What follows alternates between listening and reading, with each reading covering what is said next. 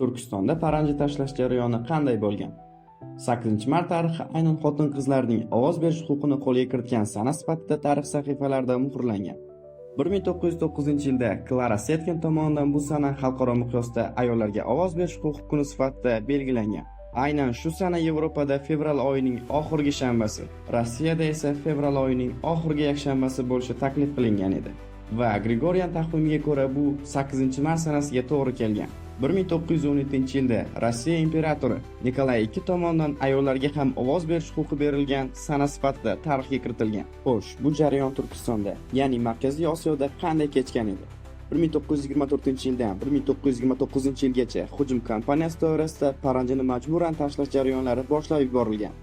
Bu jarayon natijasida 2,5 mingdan ortiq ayollar o'z erlari, aka-ukalari yoki otalari tomonidan o'ldirilgan edi. Mutaxassislarning fikriga ko'ra, bu raqam ancha ko'p bo'lishi ham mumkin. Birgina misol O'zbekiston SSR xalq artisti Maryam Yoqubovani olaylik.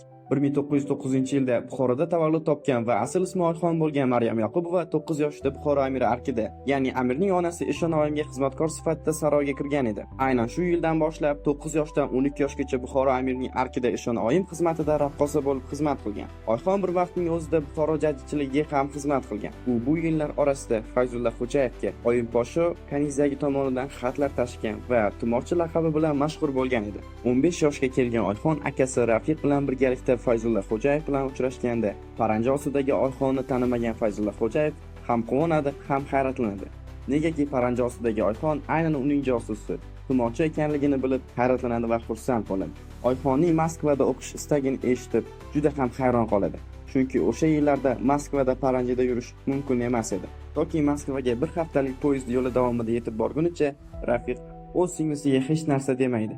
Lekin Moskva ostonasiga kelganda Rafiq tushuntirib aytadiki, "Singlim, bu shaharda hech kim paranjida yurmaydi. Kel, men senga oq g'ijim ro'molni beray." Qo'rquv ostidagi Oyxon bir hikoyani aytib beradi.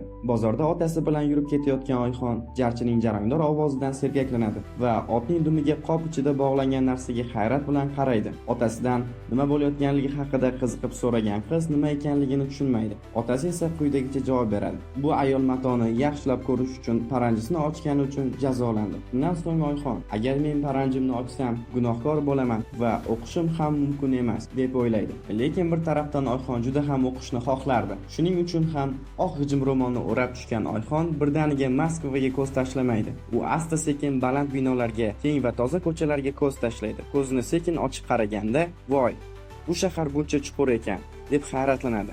Shunday qilib bu qizaloq O'zbekiston xalq artisti Maryam Yoqubova edi.